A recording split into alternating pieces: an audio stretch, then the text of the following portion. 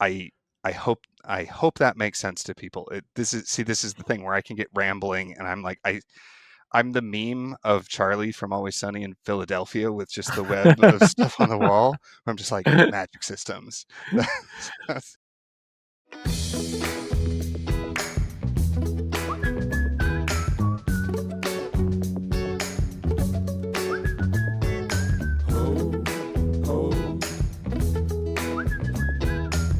Welcome to Storycomic Presents, where we interview amazing storytellers and artists. This is episode 453. I'm your host, Barty Smith of Storycomic.com, and we're excited to have with us the acclaimed and internationally celebrated author, Clark Rowenson. Hey, Clark. I don't know if it's internationally acclaimed, but I'm happy to be here regardless. There's that. Well, no, you are. I'm sure people in Canada has read your stuff. So That is true. yes. And so no, you have an amazing background that we talked about. We were just chatting earlier. So if you haven't joined the Patreon page, I save all the great interviews, behind the scenes conversations right there. So there's a plug for my Patreon. And you have a pretty darn good background, Clark, about what you do. The Magic System Blueprint Yes. is Yeah. the book you're right. The book that you've written, but you also have a lit RPG book that you're also writing as well. Yeah. Yeah.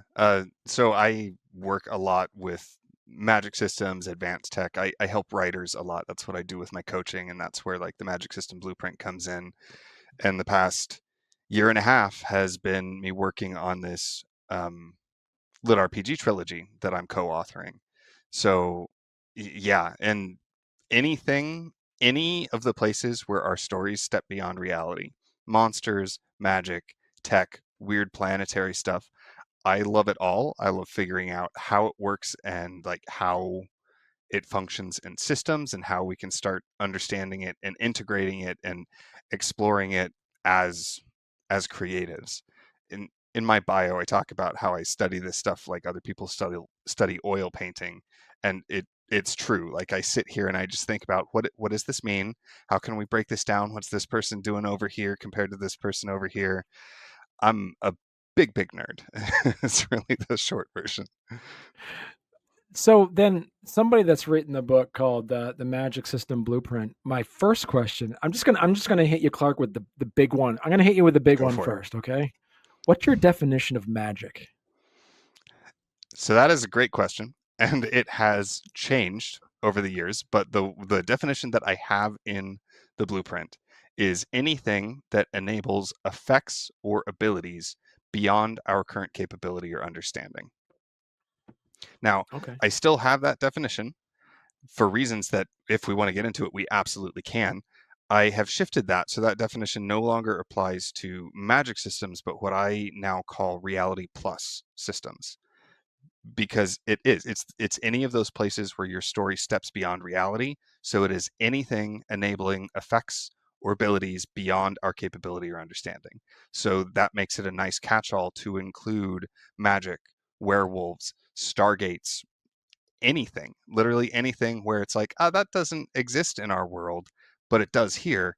That's reality plus, and magic and all of that other stuff falls under there. So I'm continuing to refine my terms and how I talk about stuff. So I hope that was a straight enough answer. I get very much like, my favorite answer to questions is it depends. So I'm trying to avoid doing that to you. So, for our listeners out there, we have a lot of listeners that listen to the podcast. You're missing something out of the viewer part of it, because as you're talking about mystery and magic, I see like footstep shadows that are happening behind you, and it's like spooky. That is probably just not my wife and not the demon that we cohabitate with. It's probably just my wife. So And so you talk about and in your book too, you also talk about like crafting magic that works. So, and one of yes, them is internal consistency. So yes. why is internal consistency so important in magic systems? So, for those of you not on the Patreon, we were spending a good chunk of time talking about Mage the Awakening, which is an old um, tabletop role-playing game that was originally done by White Wolf. But with that, basically the internal consistency is important because the lack of consistency is where your plot holes happen and your character contradictions happen, is when it behaves one way here and then it suddenly doesn't behave that way over here, and then you don't make a big deal out of it. There is a link back to Mage the Awakening, because Mage the Awakening does a really good job where it is inconsistent, especially between people, but it handles it in such a way that there is a larger framework. It's a bit of hand waving, but they put a larger framework that accounts for that inconsistency. So things that would be plot holes are like, no, no, no, that's how the magic works. But if you don't have that thing that says the magic is inherently unstable and inconsistent and it's going to vary from person to person and situation to situation, then all of a sudden it starts to seem like oversight and errors on the part of the storyteller rather than something deliberate. That's really the problem, is if it is inconsistent and you haven't hung a lantern on it, you haven't pointed it out, and there isn't some at least acknowledgement of it, people assume that you made a mistake as the storyteller. And that's the real problem. Whether you made a mistake or not, that's the big issue. That's where people are going to say, this plot doesn't make sense, the magic system is broken, the characters had no reason to do this over here, they could have just done this over there. That's where all of that stuff comes from, is when it's inconsistent. Right. Now, for authors who are writing a book about and putting magic into it, you do mention as well too about how important limitations are. Yeah. Yeah. Yes. Because limitations, and there's so much to go. And I always love talking about magic systems. I always have to be careful because I can and have gone off for like hours about these different like subtopics. I mean, that's what I do when I get to teach at conferences, right? I get to do like sometimes a whole hour about limitations. I have a separate book that is just a workbook to help people develop limitations for their magic.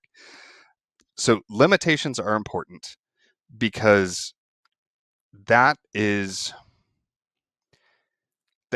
that is part of how you get the suspension of disbelief. That's how it gets contained and helps make it understandable.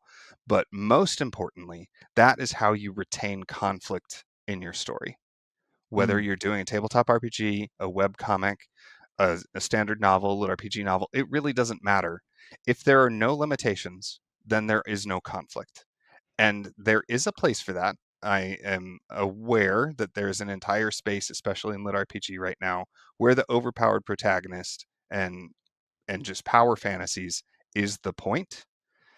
But even there, they're overpowered, but they do it in such a way that things aren't trivial. If there's mm, absolutely no limits, then everything can be trivial. Now, limits can come from any direction, but if there's no limits, no restrictions, then there's no problems. And if there's no problems and nothing to overcome, that can be fun for a time. But at that point, you're just playing a game with the cheat codes on, where the fun part is you running around and causing havoc, not actually the story. okay. Uh, Now, what would you say is the most common mistakes that writers make when they're developing a magic system?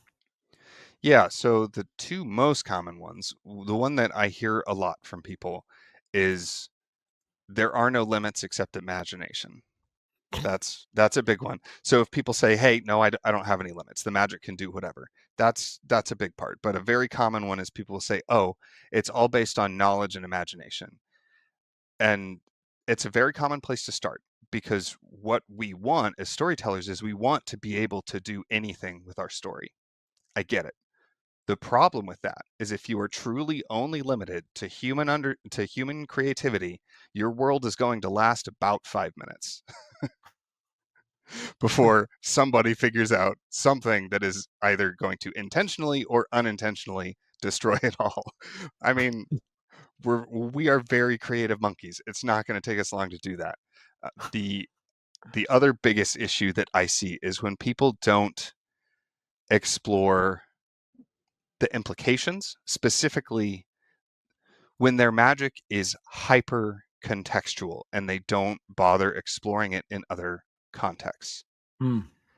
That's one of the things that we see some in stuff like Harry Potter. She manages the story well enough that it doesn't become too distracting. But when you have a situation like, if I have magic that I can make somebody give me anything that I want, right? Very simple rule. Even if you add the limitations, we have to be in the same room and I can talk to them. I just have to say it out loud. They have to hear me, and then they will give me anything that I want. Hmm. That's great. And that can work and be very interesting. But if you then don't explore it outside the context of specifically how you wanted to employ it, like you say, you built up that entire piece so that your character could get money and items and stuff from people, but then they don't think about any of the darker sides or any of the other sides of, what if they want sex? What if they want somebody's car? Or even situations pop up and they're being mugged, and then rather than just using their power to say, hey, don't mug me, we Hmm. get into a big fist fight. Like, that's an example where we had this thing in context over here, but as soon as we are out of the context, we forget about the magic. Well, hey there. If you're enjoying our podcast, don't forget to subscribe on YouTube or leave us a 5-star review on your favorite podcast platform. Your support means the world to us and helps us keep this show going. We love hearing from you, so any feedback is welcome. And thank you for being a part of our podcast family and for all your support. It truly means a lot to us. Talk about process and tools. Walk us through building a basic magic system using your method. Okay. Yeah. So the method that I've developed is one that it's something that I do. I started by examining my process, and then as I was working with other people, I started to see a handful of patterns that would would happen all over the place. Now, really, what it comes down to, if you want a reality plus system, whether it's magic, tech, or whatever, there's a handful of things that you need. One of them is you need some sort of effect. Something Mm, unique and beyond our world needs to happen. There has to be some kind of subject, whether it's a person who is affected by it, a person or thing or place that is affected by it, or wielding or directing it. You need those things. You do also need some of the limitations. I should have had this list up so I could quote, but those are the main things you need, really, is the limitations, some kind of effect, and then some kind of focus, whether it's the mage or the magic storm or the vampire, doesn't really matter. mm, Beyond that, when it comes to the actual process of building a system, I I look at it as 7 stages, and some of this comes from my background working with like design thinking and some software development, as well as chemistry background and so on. But the first thing you need is you need your source of inspiration. Now, I talk about these things that I call seed crystals, but really what they are is they're your core inspirational idea. I think most artists can agree, like, yes, you need to have that source for you to then shape the rest of it. Very important for a whole bunch of reasons, but you need the inspiration. From there, you need to generate ideas. You have to have clay to work with if you want to make a sculpture. And when I'm working through this with people, idea generation is an important one to spend time in to get really good ideas, is to generate mm. lots more ideas than you're going to use, because then you can pick the very best and recombine the bad ones into better ones. But inspiration, I should just run through the 7. Sorry, I get very excited. Inspiration, idea generation, um, alignment, then definition, testing, restrictions, and then iteration. So I cover the first 2 a little bit.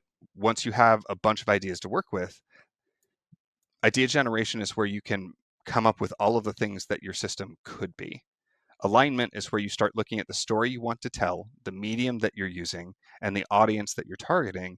And that's when you start figuring out what your system needs to be. And you start narrowing down that huge host of possibilities and picking out the things that are really cool and align with what you're trying to do. Mm. And then after you've done alignment, you have these handful of things you can start doing the definition of saying, here is how it works. Here is what it does. Here is what people are and what they do. There you have a system. You have an untested system, but you have a system because you have now gone through and defined what your system actually is. And that is exactly why the next step is testing. And testing is looking at the contextual stuff and exploring the extremes and exploring the nuances and exploring exceptions to make sure that it works the way that you want.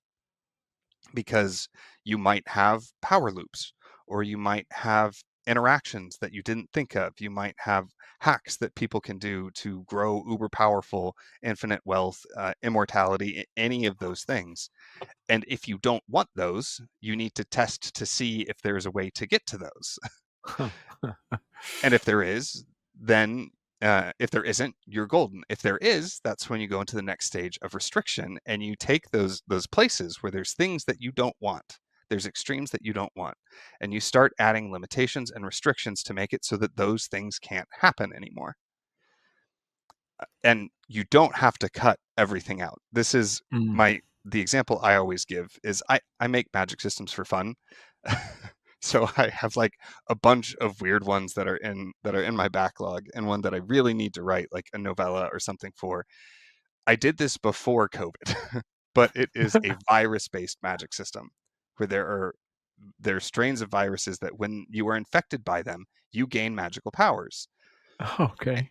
And I came up with that before COVID. I did a whole bunch of blog posts where I walked through like the 7 stages of building the system, and I finished the series like right in 2020. So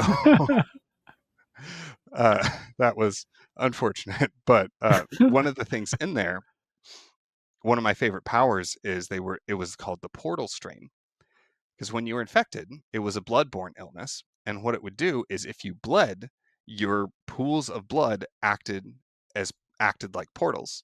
What you dropped in one puddle of blood would pop out another one. So when we were Cool. testing, me and my friend, being the terrible people that we are, we very quickly came to the solution of peasant farming, where you kidnap a bunch of people, you infect them all, and then you harvest them with blood so you can make really big blood portals.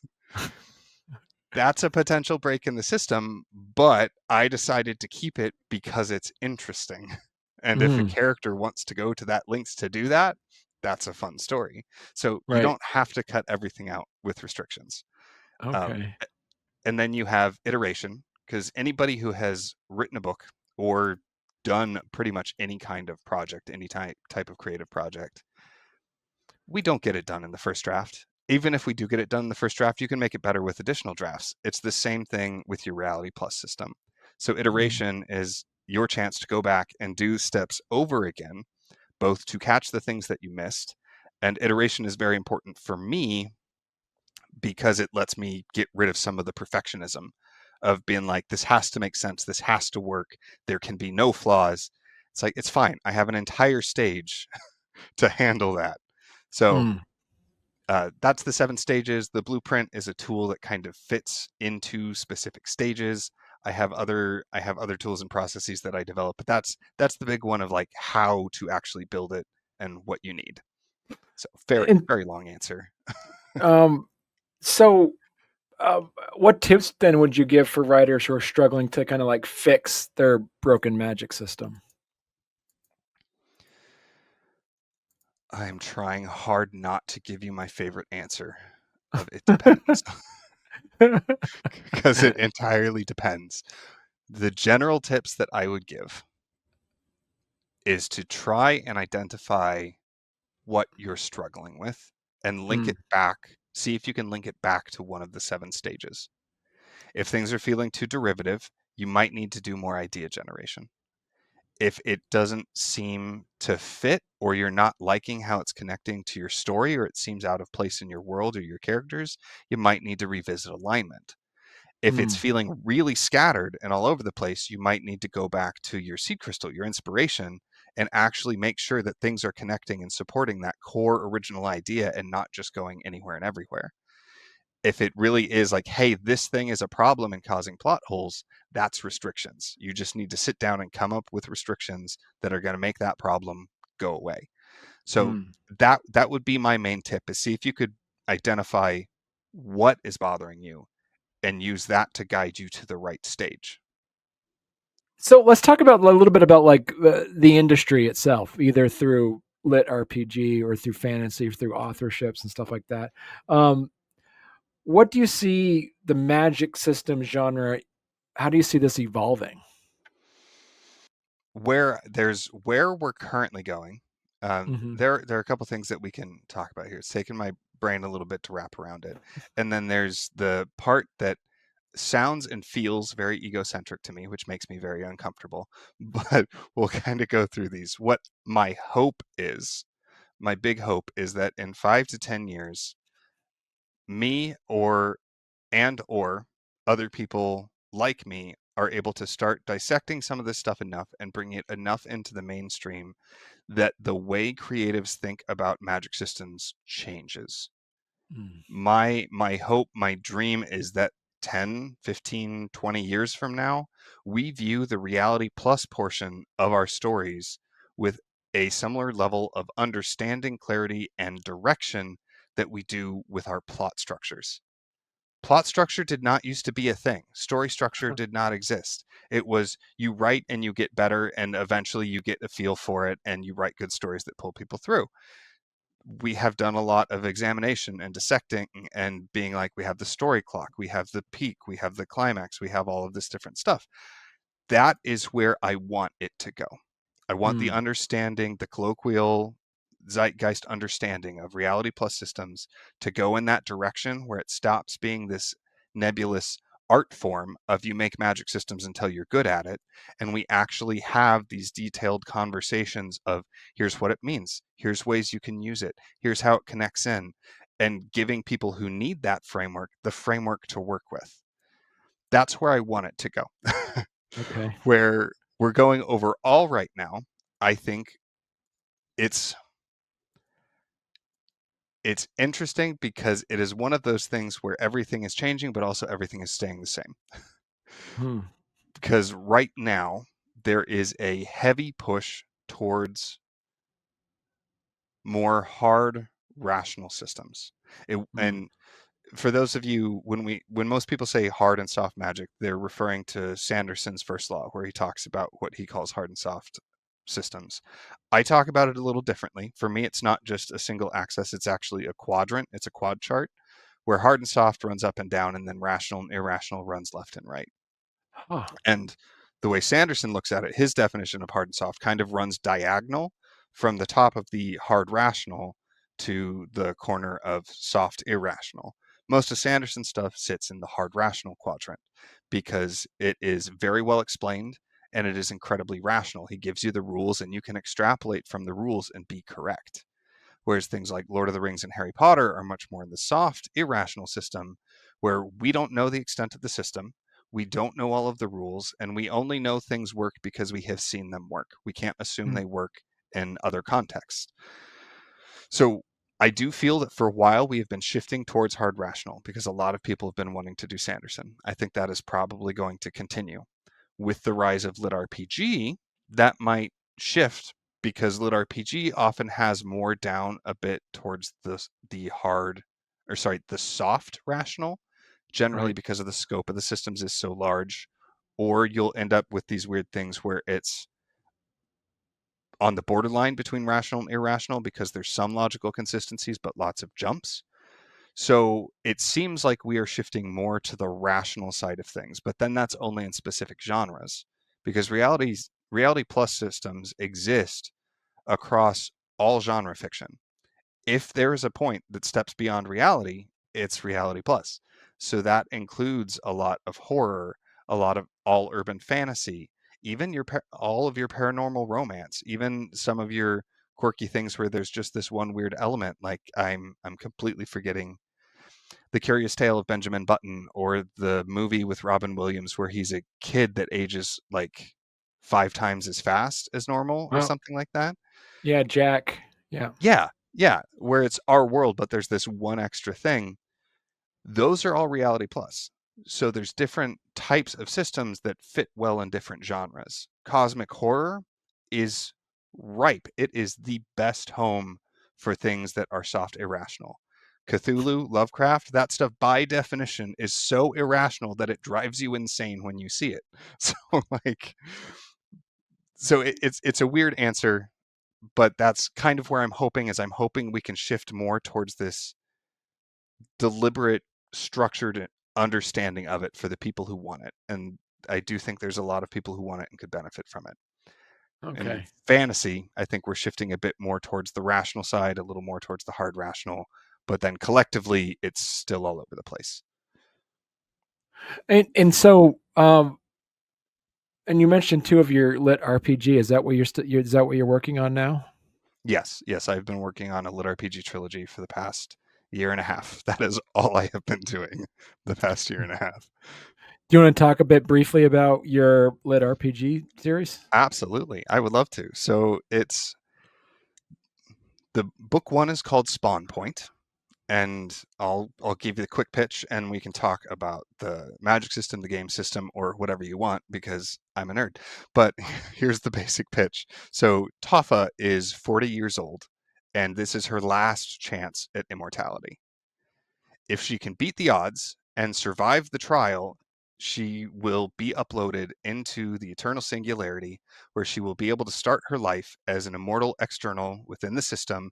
And she can choose a new life, choose a new world, and go off and have adventures, do epic quests, get a character class, discover her own frustrating but adorable bloodthirsty vine beast companion, and just generally start having a great time that is at, I feel like, a lot of lit RPG or tabletop playing games dream, right? The problem is in this world, the worlds should be full of other players, but the world she ends up in, she's alone, and she shouldn't be. And Huh. she needs to figure out why before the forces that want her gone make her gone. Hmm. And that's book one. Okay.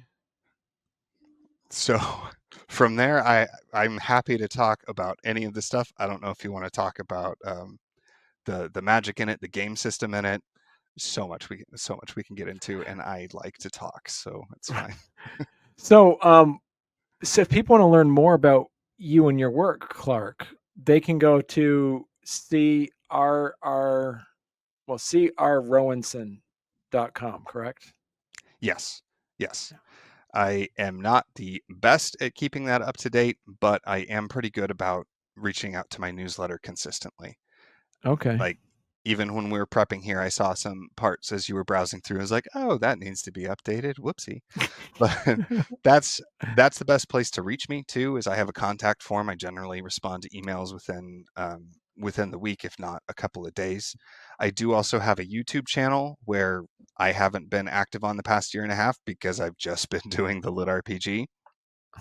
But you can learn more about my stuff on there. I love doing interviews, so that's part of why I'm here. You can find me on other podcasts and other shows talking about these kinds of things.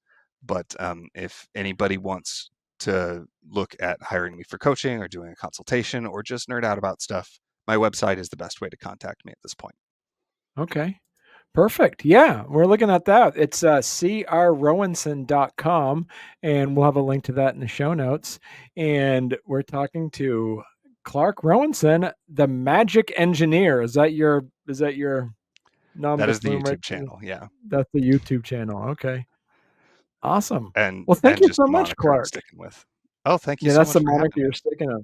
Yeah, Yeah, this has been great, and you'll have to come back on, and we can talk more in a deep dive because I could talk the same thing. I could ask you questions for hours on this. This has always been a fan, has always been a very engaging topic that I love talking more about. So I would love to. I mean, even if we just want to dissect some of your favorite stories or favorite games or anything like that, that's some fun stuff that I don't get to do much because most people I try and do that and they're like, "Clark, please shut up."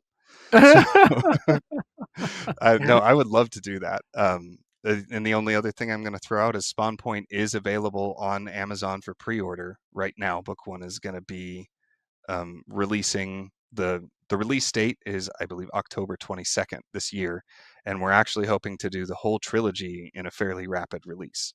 So it's very exciting stuff. But yeah, like you Excellent. want to talk about any of this stuff ever, you let me know on the show, off the show. I don't care. I'm down to talk about it. Cool. Excellent. All right. Thank you so much, Clark. Thank you so much for having me. You're welcome.